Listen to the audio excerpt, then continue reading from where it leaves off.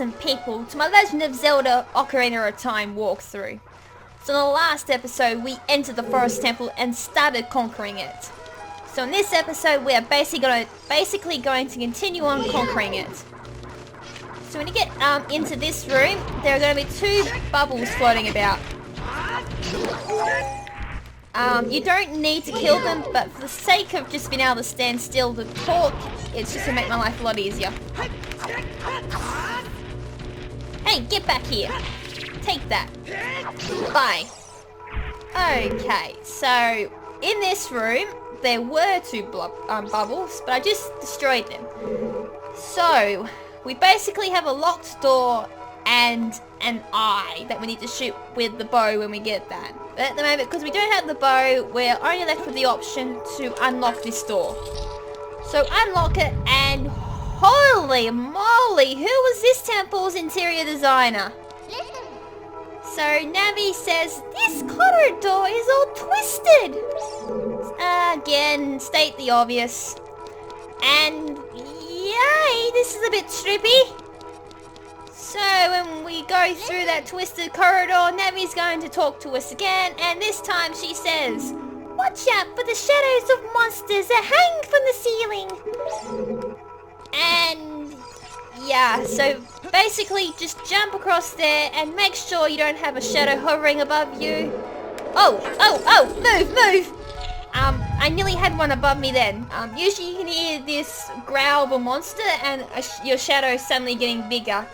That's a sign that a ceiling monster is about to take you away. So go through that locked door that I quickly hurried through, and you'll be left in this room with haunted paintings that move about. There's 3 of them in one room, but again, we cannot handle that until we have the bow and arrows. So head down and head through this door, and yep, it locks behind us. And looky! More Stalfos. So same deal as before. Keep your guard up and lunge at them whenever you can. And make sure you don't fall down the hole. Bye bye. So 1 down. But wait. We now have a full floor, but I got more Stalfos. Now, this time there's a little bit of a cliffhanger, I suppose. These Stalfos are unlike the other 3 Stalfos we've already versed. If you need to kill these ones as fast as possible, because these ones will regenerate after a little while. Oh. Okay, 1 down. Little bit of slow motion there. Come on, come at me. So basically, like I said, you need to do this as fast as possible. And like that. So when those Stalfos are defeated, a big treasure chest will appear. And these should contain the bow and arrow, if I'm not mistaken.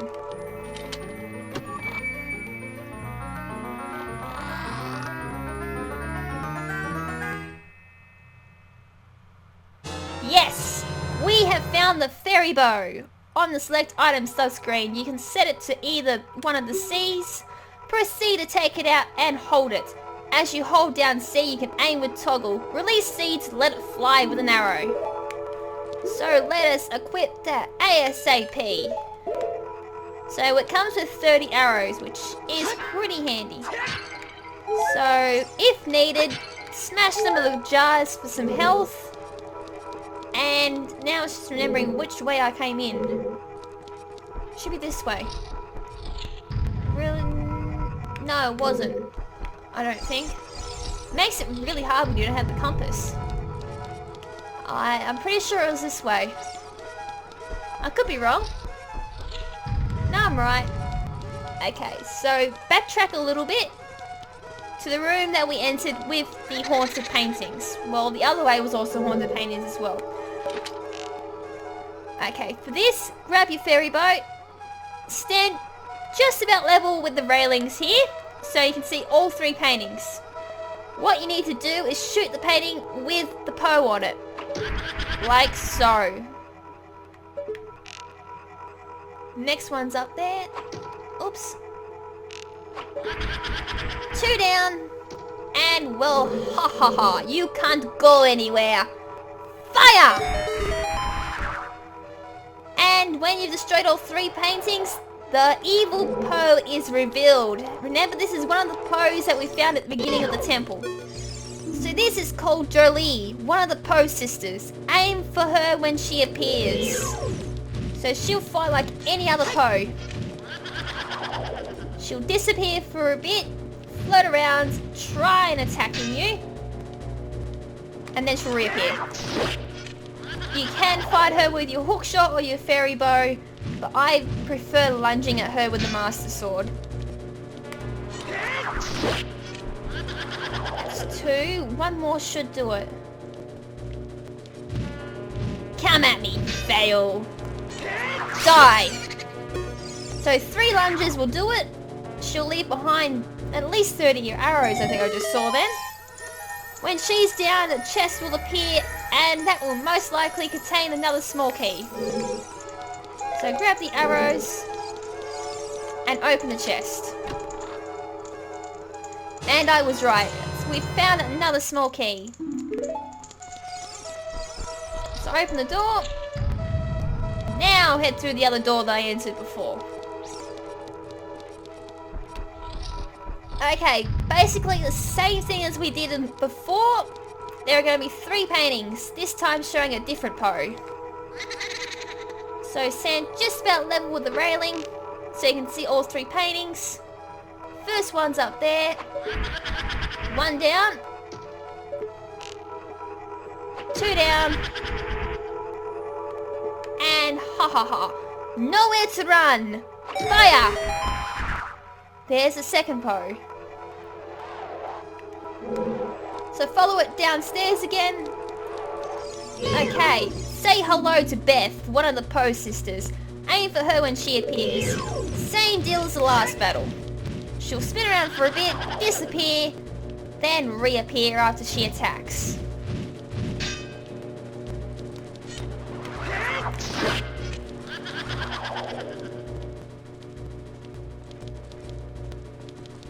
I ain't scared of no Poe. Oh, she didn't attack this time. You scared Beth. I wouldn't blame you. Die! That's 2 Poes down. 2 more to go. This time we'll get a chest containing the compass. And that will make my life a little bit easier now. Because you probably just saw a couple of minutes ago that my sense of direction sucks. So we have just found the compass, turning our dungeon map into a treasure map. So of course we can now see where we've come from, as well as any chests that may be lurking in any room. Okay, so continue on up the stairs. And I'm trying to think a little ahead here. Actually, no. Take that back. We're going to backtrack to the twisted corridor. Because I think we need 2 small keys to be able to proceed any further.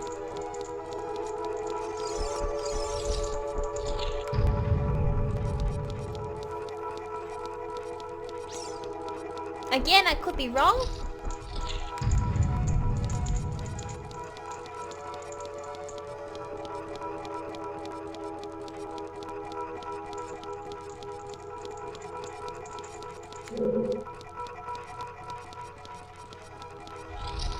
Okay, so when you get to this room, remember, there are ceiling monsters. Dodge them as fast as you can.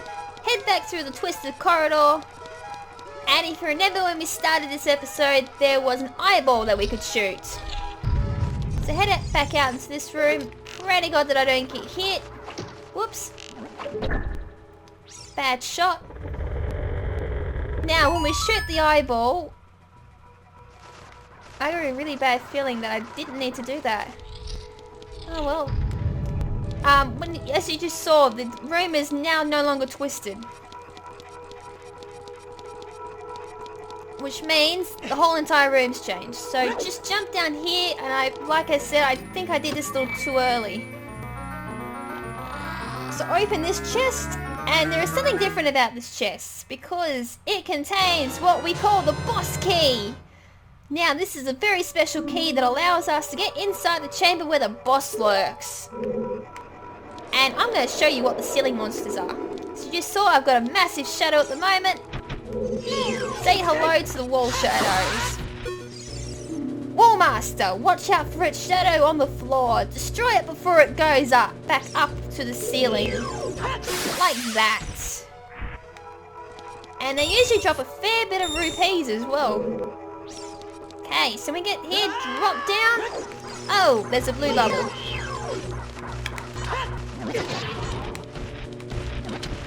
I'm just gonna, oh. God, I'm doing really well, ain't I? Come here. Fail! Even though they're really easy to beat, they're still pain in the asses. Okay, so when you defeat 2 blue bubbles, a door will open.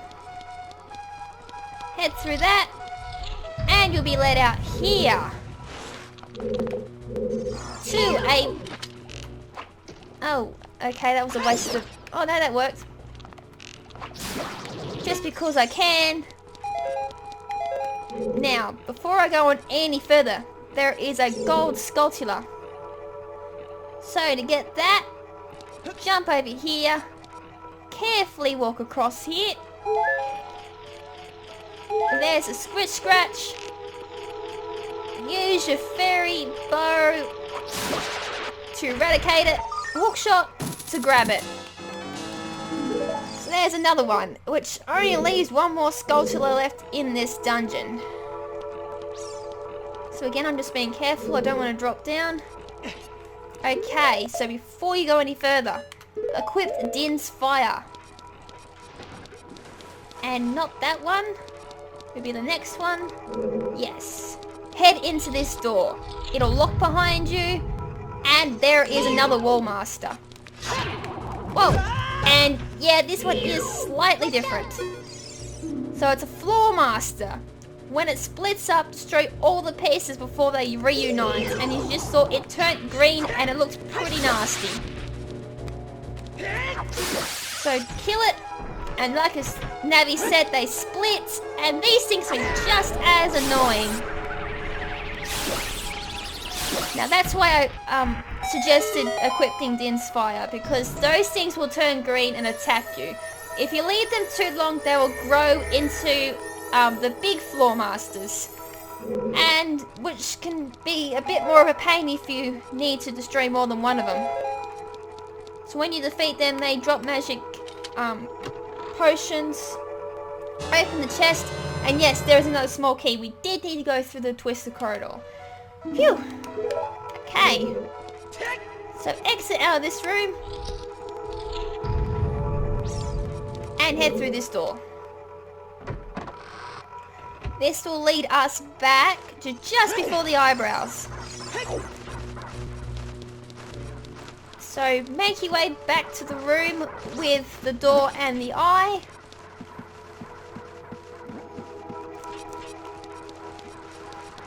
Whoops.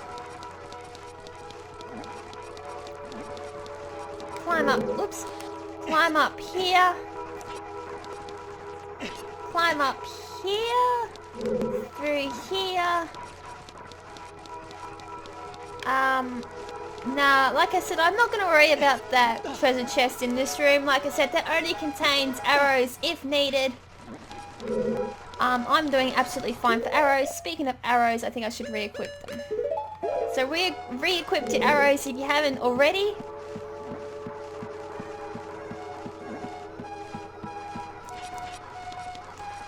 And back into this room. Good, you can stay over there. Bring out your arrows. Shoot the eye again to twist the corridor again. Through the door. And let's continue on. Because same deal as before. When you get to this room, watch out for the wall masters. Back in here. Downstairs.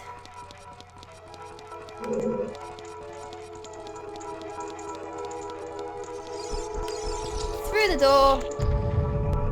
Over to the other door.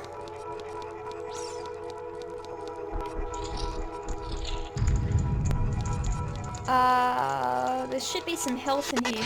Yes, and a little bit of lag as well, which I didn't want. I think that'll do for health, actually. Just want to try and keep on top of my health.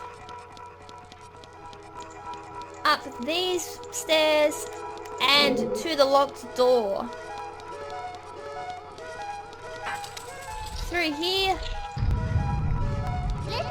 And Navi's going to say, watch out for the shadows and monsters again, because they're in this room as well. Climb up this ladder. Through this corridor. Now, say hello to Green Bubble. Use your sword when its green fire vanishes. Like that, and they only need one hit. So at the moment they're invincible. Drop your green. When it drops, use your sword and ta-ta. Unlock the door with your second key and you'll be in this room. With 4 spilling pillars. Stand on one of them and there is the eye that we need to shoot. But you can see it's kinda a little bit frigid at the moment. For that we need to grab our arrow, and as you would have saw coming in the room, there is a torch. Aim your arrow at the ice and shoot an arrow through the flame. Unfreeze the eye and it will activate, which will twist the corridor. So much twisted corridors. And is that the way? No, go figure. That was a bit stupid. Yeah, slightly stupid mistake there. So yeah, for those who are wondering, if you do manage, or if you do fall off for some strange reason, you can use a ladder to climb up there. And I thought there was a ladder on the door side as well, but there's not. Exit this room when you've unthawed the eye and twisted the corridor.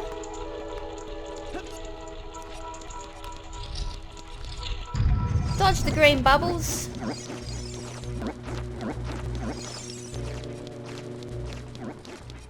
This time you need to make your way down here.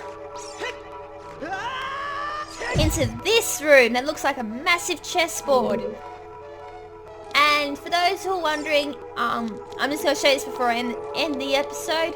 Up this way, if you didn't get the skull to the where we had to hookshot onto the chest, you can just as easily walk out that door there, take out your hookshot, walk slightly to the edge there, look down, and you could have just got the Skulltula here. But that's just an alternative way of grabbing that Skulltula.